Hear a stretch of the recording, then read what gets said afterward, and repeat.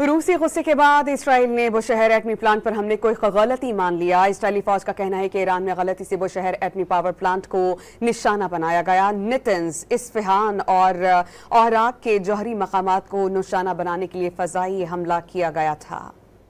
इजरायल की बढ़ती जौहरियत पर रूसी सदर ने चीनी सदर को टेलीफोन किया था। दोनों सदूर ने ईरान पर इजरायली हमलों की मजम्मत की और सिर्फ मुज़ाकरात का हल करार दिया था।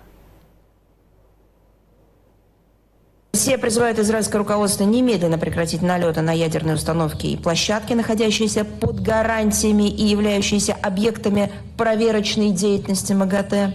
Опасностью атомной электростанции «Бушер», в работе которой задействованы российские специалисты.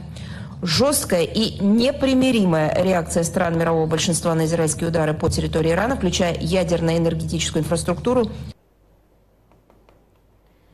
बूशहर एटमी पावर प्लांट पर इजरायली हमले पर रूस ने गुस्से का इजहार किया था और इजरायल से फौरी बूशहर न्यूक्लियर प्लांट पर हमले रोकने का कहा था। रूसी वजारत खारजा की तर्जुमान का कहना था कि इस न्यूक्लियर पावर प्लांट पर रूसी माहिरीन काम कर रहे थे।